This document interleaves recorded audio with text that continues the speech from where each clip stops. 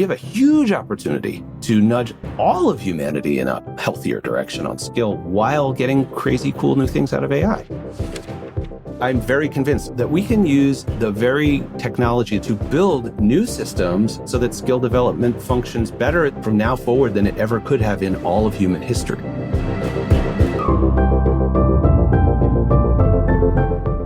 That's Matt Beane. He's an award-winning researcher who studies robots, AI, and their impact on the world of work. In 2021, he was named to the Thinkers50 Radar list. Today, Matt's sharing some of his wisdom from his latest book, The Skill Code: How to Save Human Ability in an Age of Intelligent Machines. So you'll learn 1, the trillion-dollar problem with trying to optimize everything. 2, how to modify ChatGPT to help you learn better. And 3, counterintuitive ways to learn better and faster. I'm Pete Hiatus. This is How to Be Awesome at Your Job. And now, here's Matt. Matt, welcome. My pleasure. I'm delighted to be here. Thanks for the invite. Well, I'm excited to learn how I can save human ability in an age of intelligent machines. I think we all should be, and I've been trying to be excited for a good long while now, so glad to be here and chat about it. Perfect. Well, kick us off. There's a lot of chatter about AI all the time. Can you maybe tell us something that is surprising, counterintuitive, kind of over or under appreciated in the field, since you really know what's going on and the rest of us are just parroting the Wall Street Journal, New York Times? So the middle third of the Skill Code, the book, talks about a threat that I discovered initially in robotic surgeries. I was studying how you learn how to do that thing and how that's different from how you learn how to do the good old-fashioned method of surgery one way or another. Dear listener, trust me, I'm not going to get any more graphic than that. But the short story there that I found really, really fast standing in operating rooms at the top teaching hospitals around the world is that intelligent technology, in that case, AI-enabled robots, the AI there was very mild compared to what we're all dealing with now, but it was there, that was fantastic in many ways for productivity, for quality. It made surgeons said it was like bumper bowling compared to traditional surgery. And it's really true, actually. When I'm in the operating room, it's pretty amazing, especially when somebody's really good at it. And novices, residents would show up, help set up the robot, help attach it to a patient. They get a little bit of hands-on experience, and then they just sit down and watch. For a 4.5-hour procedure, they'd be lucky to get 15 minutes of time on task because the robot allowed that surgeon to do the whole job themselves. And that right there, I've spent next 9.5 years looking into whether or not this is a generalizable problem. And dear reader, it is. That's the whole point of the book. This is cutting across all sectors of the economy that I could find. I've been across more than 30 different kinds of occupations, different technologies, organizations, and so on now. It turns out that we are needlessly, I think, in many cases, sacrificing novice involvement in the work on the altar of productivity. That's the basic deal that we're striking right now, whether it's with generative AI, whether it's with robotics. I've many different kinds of technology now. And the short reason as to why is that tech allows that expert to just do more, better, faster, some combination of those things. And part of the way you get there is you need less help. Novices are by definition slower and make more mistakes. And they take coordination costs, mentoring and so on. It takes effort, time, attention. And so in the short run, organizations love that deal. Experts love that deal because even if it's a 5%, 8% productivity increase, you're in more control. Experts love using their expertise. So it's a tempting short run target. And that's the sort of hidden problem in the economy right now that the best analysis I've been able to do, I think that is literally $1 trillion problem for the economy. It shows up with a lag. You're only going to find out a little later when those novices aren't ready for duty. Well, Matt, there are so many ways we can go with this. First, I think it's beautiful in that you're highlighting something that I'm really not hearing anywhere else. It's like we are missing out on the opportunity for novices, apprentices, to do the initial helper, low skill work, because at the moment, that's kind of what AI is okay at. I will say, hey, AI, give me 20 potential titles for this podcast episode. They're still not as good as my team, just saying. Thanks, team. You're awesome. But it does give me a little sparks like, okay, that's a good phrase. I'll take that phrase and work that into something else that we got. Okay. Yep. And that translates into, not always, but often the default deal is a little bit less struggle for that person who is trying to give you that feedstock, a little bit less complexity they have to deal with. In the lingo of the book, this is the skill code that's up front. There's three basic components to healthy skill development. One of them is challenge. Are you working close to, but not at the bounds of your ability? You do that, you're literally sweating. You're not doing as well as you could, but that's where we learn mostly. It's uncomfortable. It's not fun. The middle one's complexity, which is, are you not just getting a task done, but are you engaging with the broader universe of tasks you're embedded in, the other people's jobs around you, the other technologies, asking broader questions, not just focused. That's going sort of broad, where challenge is more deep. And then human connection, like human relationships, warm bonds of trust and respect between human beings. Those three things, you take that subtle, small, in your case, just let it help me along a little bit deal, which, by the way, is a much nicer version of what's generally going on out there. You'll just do it yourself in many cases if you can. Then all three of those things take a hit, but not for you. It's for that next person trying to work up the chain. Yeah. And now you say this is $1 trillion problem. I'm curious, what industries or professions do you think it's going to hit the most hard? And selfishly, are there any sort of market investment opportunities we should be exploiting, Matt? Yeah, right. Because it's all about, right? Yep. I'll give you the one I care about most, which is to say there's a huge potential upside here. Yeah. So you can short the market. There are plenty of places where you should expect things to be more readily automatable with these technologies faster. And this fits in. I've got a piece in Harvard Business Review coming out in 2 or 3 weeks or maybe a month on this. Anything that is remote work right now means you don't have to use your body to do it. In other words, it's receive some information, process said information, communicate about that process, and send a changed work product off, but it's all digital. Mm-hmm. That's a lot more straightforward for these kind of technologies to handle, especially if it doesn't involve multimodal data, just like text. Some folks will lose their jobs there, and that's a serious issue for those affected. We should care about it, but most folks are going to see a ton of job change. What it means to do my job is going to radically change for that person who could entirely be remote versus somebody who has to show up and use their body for something. So you can go looking there, and you can look in places in the economy where the exposure to these technologies and the potential upside of using them is really high and concentrated in a job. A colleague of mine, Daniel Rock, who's at Wharton, he recently, with co-authors at OpenAI, published a paper that maps this exposure across the economy. And if you want to make a smart bet about where there's going to be most change, look at those places. The upside, though, is the one that I wrote the back third of the book about, basically, which is we like to romanticize this master apprenticeship relation as if it's somehow the peak of what humans can do in terms of transferring and developing skill.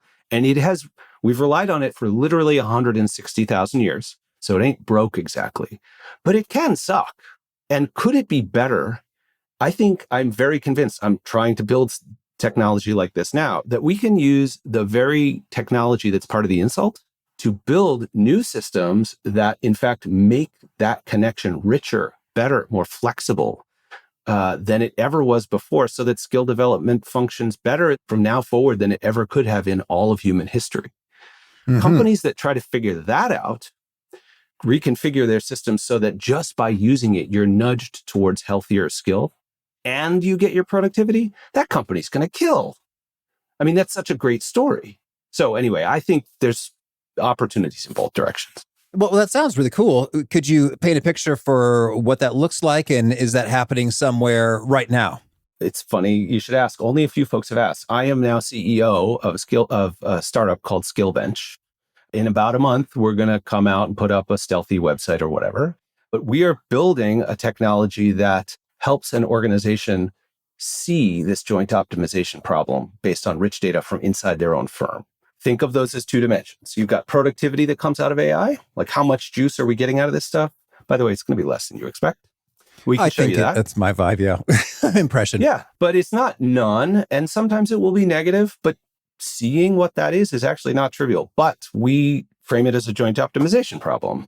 And we get data that will help you show, fine, you get +1 utils productivity-wise out of implementing AI. You have bought your 20,000 licenses like everybody else. What's the simultaneous interdependent effect of that on the human capital, the people who repeatedly have to do that job that now involves AI? Are they getting upskilled or downskilled? Are they more or less motivated? And are they more or less connected with each other? These kinds of things. We're building a tool to automatically help organizations just get a live dashboard of that so that they can figure out, do we like the trade-off that we're making? In some places they will, and that's fine, right? Sometimes it's the right thing to do to sacrifice building human capital for sake of a giant productivity gain if you got one. But right now, you just said it, I think earlier, maybe 3-4 minutes ago, it's not a problem you'd ever really heard of, that these things, this is a joint optimization problem, right? There's this trade space between how much productivity boon are we getting out of this thing? Oh, but that's also interrelated with what happens to the humans that are left in that job after we change that job. Sometimes it's great. Sometimes it's up in both categories.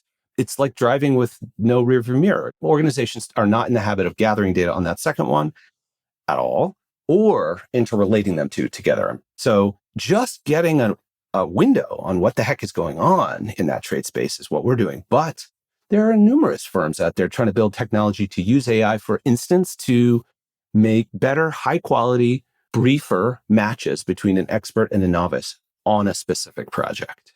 Okay. Can you zoom into a particular industry, how we'd see that in practice?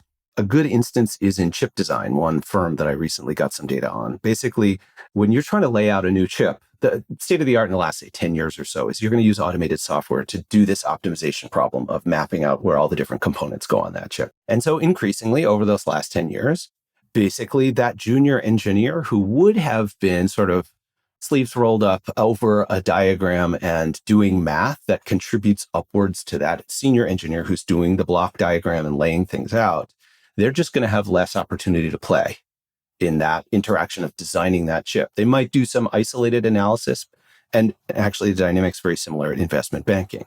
Well, it turns out that that is not true for all chip projects, for all types of components at all phases of the game. So in fact, if somebody's a junior engineer and they're working on power optimization, that part of the problem, like how do I make sure there's the right amount of power going to this certain amount of the chip, maybe the chip that they're currently working on, they would just lose out on that opportunity.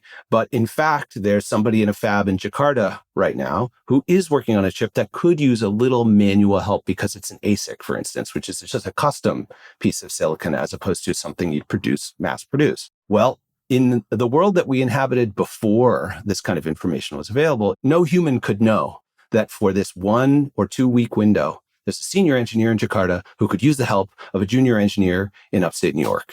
Mm-hmm. But now you can get that real-time work data and say, hey, no, this is not done. The capabilities here are underbaked. But there are firms that have realized, oh, this is some sort of problem I got to manage. And maybe there's a way to make better sort of work-related matches as opposed to just matches across a hierarchy. That's the old school way of doing it that many firms are still deploying. And that's not bad, but it's just very coarse. Yeah, I hear you. And with regard to when you mentioned these things like surgery, investment banking, chip making, which, by the way, I read the book, The Chip War.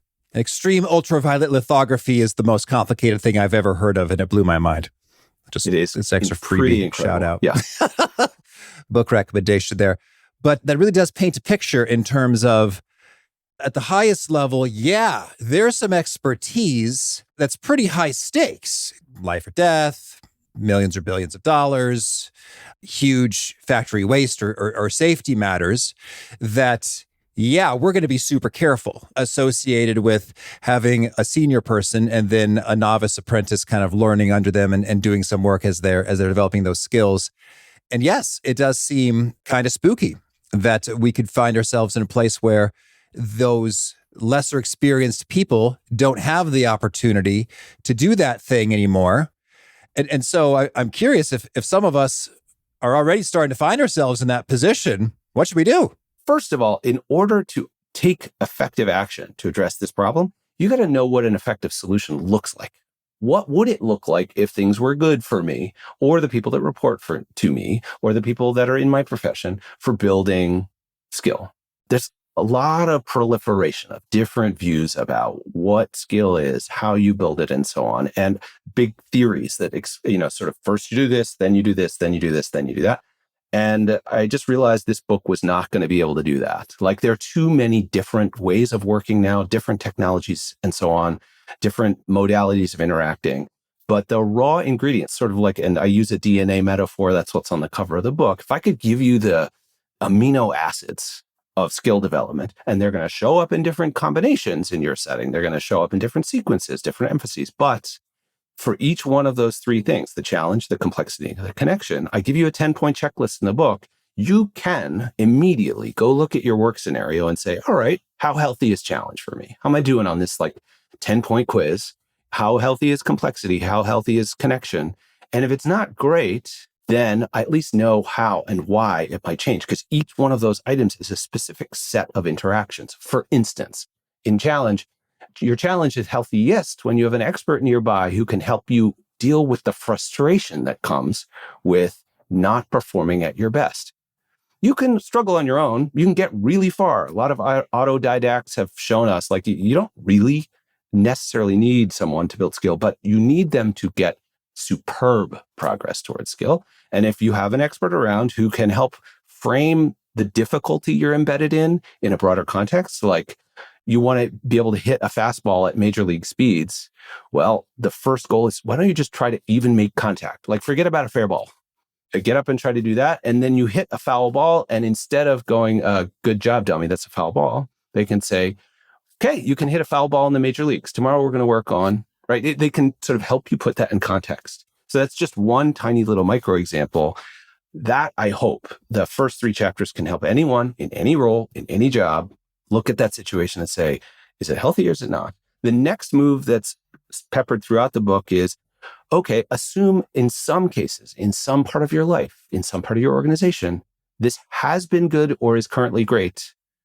What is it that is allowing for things to work well over there that's not working well over here? The job I had last year, I was learning so much. Now, not so much. What was happening back then that you could port? Or if you're a manager in an organization, fine, skill development's great over here. Why is it? Because the job rotation program is so annoying.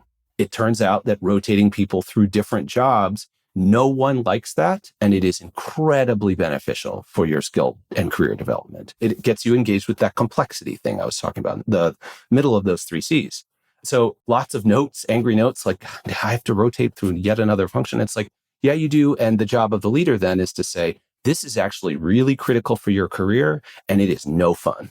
So I'm right there with you on it. And we're definitely doubling down on that kind of thing.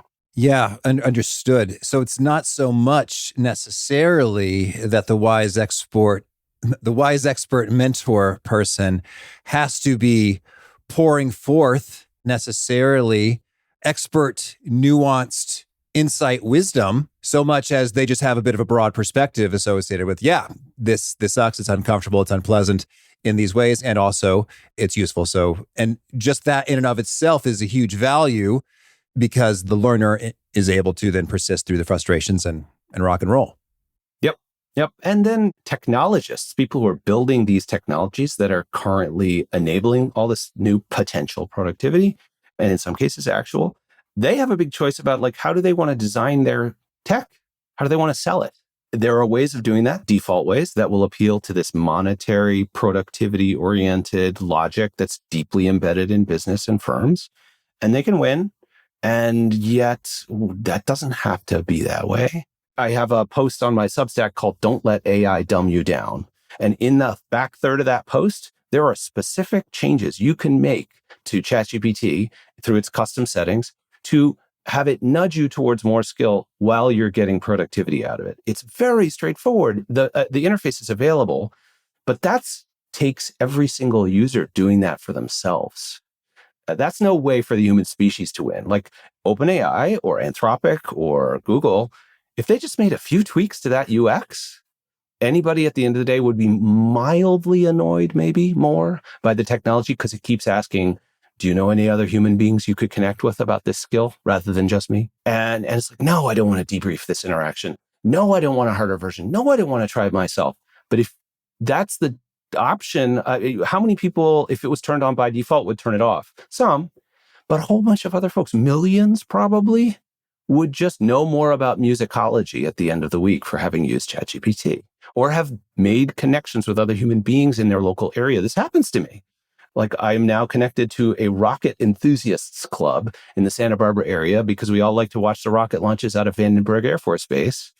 And I went into ChatGPT asking for some code to predict when they were going to land the boosters back here in Santa Barbara. And because I had configured it that way, it said, is there any other human being locally you might connect with about that? I'm like, oh yeah, good one. I have just so much power in the hands of the folks rolling this tech out. So it's such easy changes. That's really intriguing, this notion of these little nudges and how just transformational their impact can be. Like 401k savings, it's like, well, the default is this much is deployed into your 401k savings. And people say, okay, which is wild. It's like, this is your money. It's like, all right, well, sure. 8%, cool. That's, oh, you said 9? Okay, 9? All right, 9, sure. It's like, whatever. Like most people just sort of roll with that default. And so that's interesting how, it's funny, I have a calorie tracking app and I just changed the default. Just assume that I burn fewer calories naturally. And then like the threshold at which it turns green versus red is now different.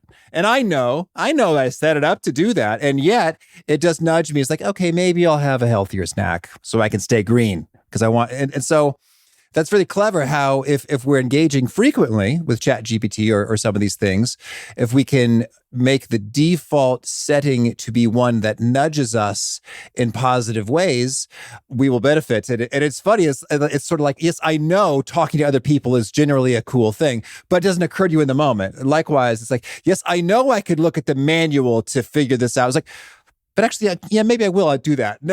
It's just even because it said it, I was like, oh, yeah, actually, maybe I'll learn something else if I get the whole PDF manual of this appliance that's giving me trouble right now. Exactly. And in fact, the opposite I lay out in the book. Like there's many cases where we grab for the manual and that hurts your skill development. It turns out that and in the book, I cite the research on this, that reading the manual can be hazardous to your health of your skill. Basically, folks do it too soon, too early. We front load all kinds of explicit knowledge and learning into school, into work, formal training classes, checklists, SOPs, all this kind of stuff, when it's generally better to get the minimally sufficient amount of explicit information and then just dive in the pool. And then after you've had a good struggle and a stroke and managed to get heaving and scuffing up to the edge of the pool, then somebody could say, you want to learn a little bit about strokes now? Humans are better at learning that way. So a system like this, if you asked for the PDF, it could say, you're a little early in trying to deal with it. How about you just try a little harder? It'd probably be better for you. I mean, it wouldn't do that because people would say, no, go to hell, give me the PDF. But there are ways of doing that where if you, as the user, specify, here's my trade zone between getting my productivity and it's like your 401k contribution. By the way, the returns on your skill are much better than the returns you will get by putting money in a 401k. So if you set that slider, so today I want to be pretty darn annoyed and learn a lot, or I want to be not annoyed at all and not learn anything, that's your choice. But the technologists can make that available to people is the point. That's just a huge missed market opportunity from my point of view. And you say we can go ahead and do it ourselves. Is there a magic copy pasted thing you recommend we shove in there, or how do we get her done? Yes. I boiled down the entire book into 2 short paragraphs that I dumped into the custom instructions in ChatGPT, and that is in the bottom third of that post on my Substack. Substack is called wildworldofwork.org, and the post is called Don't Let AI Dumb You Down. I can send the URL after we're done. But Perfect. yeah, the literal contents of those boxes, even as of today, I keep updating it whenever I make changes, is sitting right there. All right, cool. And so that's nudged you to go meet some rocket people and has some other good impacts on your life as well? Yes, absolutely. Well, if I'm perfectly candid, and most of the time the thing says, hey, if you want more challenge, what about this? If you want more complexity, what about this? And how about some human connection? And I wave it off 90% of the time, 94% of the time, something. I could go get the data. And it's always there, though. And I don't not notice it. And by the way, what I have put together is the most basic, ham-fisted, ridiculously coarse approach to this problem. So it's helped me. Yes. For instance, I've learned a bunch more about coding because itself suggested that I leave. You may have seen this yourself if you're doing the sort of work where ChatGPT or Claude is generating code. You can turn a radio button on where you can watch that code getting written. And it writes it at reasonable, it's like 2x human speed or something, 2.5x, which, like listening to a podcast, you can track. And so I've learned some stuff about coding just by watching too. Like I wasn't ever a professional coder. I took some classes in graduate school. It had been 10 years for me or so since I tried to write any code to do anything. And now kind of casually use code to solve problems. But you don't learn anything about that if you just let the machine do its thing and take the output. Yeah. So leaving that window open is a way where I just am like, it's like pair coding, by the way. The best learning about how to code comes from sitting physically side by side with somebody where they're coding and you're watching and you're chatting through the problem, that kind of thing. The best coders at Google are pair coding side by side. Anyway, this is all just one guy's semi-random. I mean, fine, I wrote a book on the topic and I know some stuff, but come on, the world can do better than one guy. We have to take wholesale effort. We have a huge opportunity to nudge all of humanity in a healthier direction on skill while getting crazy cool new things out of AI.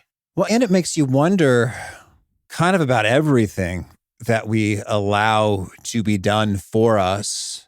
And like, what is this trade-off worth it? And is it worth it every time? Exactly. The dishwasher washes my dishes. Thank you, dishwasher. But in some ways, it can be kind of mindful, cathartic, zen-like, No doubt. just hot, soapy water, physically cleaning some stuff. And sometimes that's the right answer. Likewise, the calculator or the GPS or anything that does anything for us, yeah, it productively accomplishes that thing faster. Cool, thanks. But there may very well be times and places when I'd say, no, autopilot, I want the control.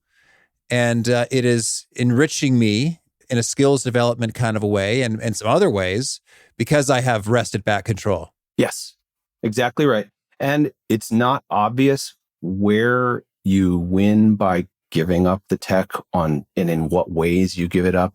There are other cases, by the way, let's be real clear, where by using the tech in its fullest capacity, you are going to build ridiculously more skill than you would have otherwise. So in fact, there's a win-win there where you're like just stabbing for productivity. And because you get to skip some stuff that is actually repetitive, annoying, you get to deal with the cool, complex parts of the problem. And so we don't pay a price at all. In fact, you learn a whole bunch more. Oh, but maybe I'm sacrificing that novice's involvement. Gosh, darn it, there's no free lunches there. So it's not just an optimization problem for me, Matt Beane, or you, Pete. It's like, I'm winning, but what about the people around me? What about the people who want to come up the ranks? It's really, that's a tall order to ask any one expert to be looking out for their own results and seeing that, in fact, if they don't actively do something to support that novice, that person is out to sea. Whereas in the past, to cycle, I skipped way past it in the beginning. Like the traditional mode of doing surgery is a lot like doing lots of kind of work, which is if you and I were doing it and you're my mentor, there are 4 hands required for that job. Like somebody's holding that patient open while the other person is doing something inside of them. And that takes 4 hands. So I can be at the shallow end of the pool, so to speak, if you decide I'm not really ready, but I'm not doing nothing. I'm on task the whole time. And so sort of that radical shift is the difference. Like that kind of shift as we've used new technologies to automate small parts of the work, the calculator, for instance, in accounting. That wasn't such an extensive chunk of the work that the junior accountant was left hung out to dry. They were in minor ways, but they were making up for by other forms of involvement. The intensity and the pace of the change is really the main thing. Okay. Well, if we could maybe think outside of AI entirely, when it comes to acquiring skills, we've laid out some of these fundamentals to challenge the complexity of the human connection. Are there any particularly underrated do's and don'ts you think that make a world of difference as we're trying to develop skills? So number one, when you are not performing at your best, when you are not having fun, and you are struggling to the point where you might be sweating and really can't hear if somebody's talking to you, like you're totally focused, that's the domain where you're appropriately challenged and will be learning the most. So it's not a space that the minute you tell this to anybody, they're like, yeah, there was that time where I kind of got a year's worth of learning in 4 hours because everything was riding on me doing a good job. I did not do a great job, but hey, I did it. And now I know how I can handle that situation, right? So that challenge, we in many ways have unintentionally created a sort of, the world of work has become a bit of a padded playground, a little bit on this front. Like being uncomfortable and real struggle is a status threat. Like you don't look like you're doing so hot. And so maybe you're going to avoid doing that in front of people when you want to maintain an impression kind of thing. Or there are policies that will literally keep you away from challenge and so on. So anyway, challenge is no fun and it is absolutely necessary. An expert, by the way, can really help you eat a lot more challenge than you could on your own. So having somebody there who can, if you can throw a flag to ask for help, or who can give you some key guidance at key points, there's ways of amplifying, eating even more of it. That's one. The second sort of counterintuitive one has to do with the complexity bit, which is getting your job done faster because of technology allows you unintentionally to skip by a whole bunch of collateral work and understanding that's necessary for you to not have fragile or brittle skill. So I did some research in warehousing, for instance, recently, and the people who really were good managers of their area were good because they knew about things like seasonality in the business. They knew about different vendors that they were using for staffing. They knew about the technology, like the taping machine and why that thing is rickety and how to shim it so that it doesn't shake the packages too much as they go through. These are not things that you should be paying attention to in your job. But these people not only tried to get good at being a manager of a small group, but they wanted to understand more and more of the different jobs, different work, other skills that were connected to it, so that when a shock came, for them, it was like, oh yeah, it's wintertime, big jackets come through the building. We got this. Here's what we do. And usually the way to do that is do not first go to the rule book. Do not first try to explain to a newbie in detail everything to expect. Give them the least information they need to get out on the field and try. So that's kind of the opposite. For corporate training is show up. What's the first thing you do? New employee orientation and training. And that just front loads a bunch of concepts and knowledge into people's heads that usually is just going to melt away. And then at worst, they're going to be clutching the rule book while they're out there for the first week trying to do whatever, instead of just trying to pay attention, do a good job, and learn. And the last one is that we write off human relationships as if they are somehow unconnected to how we build skill, and in particular, like trust and respect between human beings, when in fact, it's the main event. Number one, nobody's going to give you a chance to build skill unless they trust and respect you, at least a little bit. So if you're not earning that, you don't get to play. So there's an access bit. But the other part is motivation. Like I can point to the places in my career, but also it's clear in the research. The reason you're motivated to build that skill is because usually there's somebody around whose trust and respect you want to earn. Like you have a manager or an expert you work with and you want to do a good job and you want them to recognize and see it and say, hey, that was good. Or that was good, chef, and don't do that again, right? You're getting real feedback from somebody who you want a better chance to do something cooler next time. And so you're going to work extra hard. You're going to get up early in the morning to do a good job because of that human connection, not because of some like, I want to be competent, abstract goal. Those are things that are important, of course, but like One sponsor to check out is Ginny Kane, who will help you step into summer with style and ease. Ginny Kane is a California clothing brand with delightful staples that make getting dressed effortless and delightful.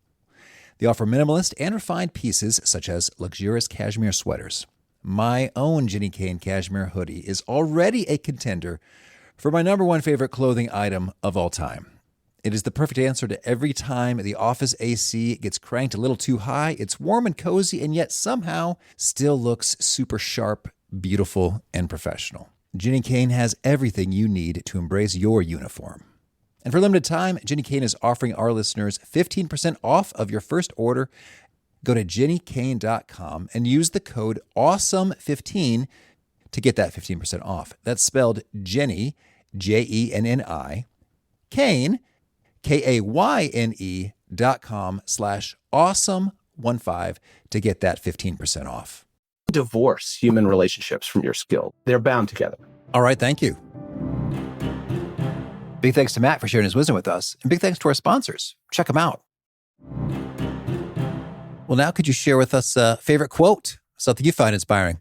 I'll go for one that has been oriented my career for a long time, which is the future's already here. It's just not evenly distributed. People attribute that to William Gibson, famous sci-fi writer. And he, it turns out, fun cocktail party fact, does not remember saying that and thinks he never said it. All right. And a favorite study or experiment or bit of research? The Milgram experiments with people's willingness to obey an authority figure and administer potentially lethal shocks to somebody across a divide. Obviously, that study has been debunked in a number of ways and so on. But seeing that as a 12-year-old kid, the video, I was just shown that in a class, woke me up to, you can do research about this stuff. And dear God, people will do what? For what reason? Like, that just really just woke me up intellectually in a way that few pieces of research since have done. All right. And a favorite book? Well, the one I tend to go off about still a couple years after reading about it is one called There Is No Anti-Memetics Division by an author with no vowels in it, QNTM. They prefer to remain anonymous. I'll leave it at that because that book will, if you are into sci-fi at all, that will literally melt the head off your body. It is incredibly creative. It's fantastic. And a favorite habit?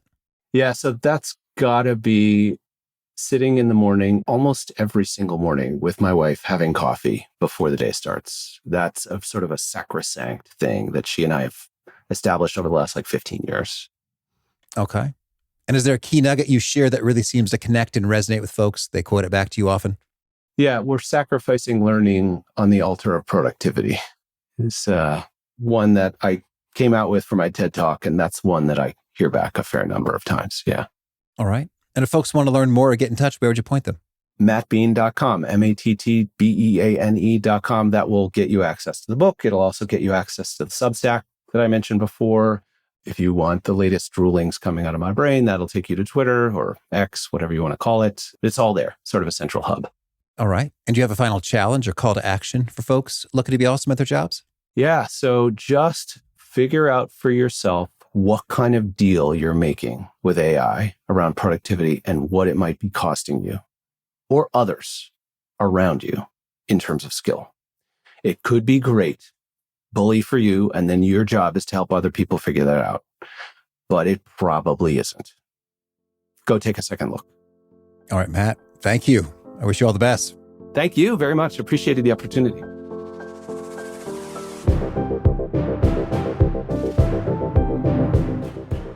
I really love what Matt had to say about challenge in particular and thinking about finding an opportunity to struggle at work, which is funny because struggle doesn't seem like an opportunity that one wants, that one seeks out, that one desires, and yet that is exactly what is necessary for continued learning. And it should be a little bit of an alert. It's like, wait a minute, I haven't been doing any useful struggling at work.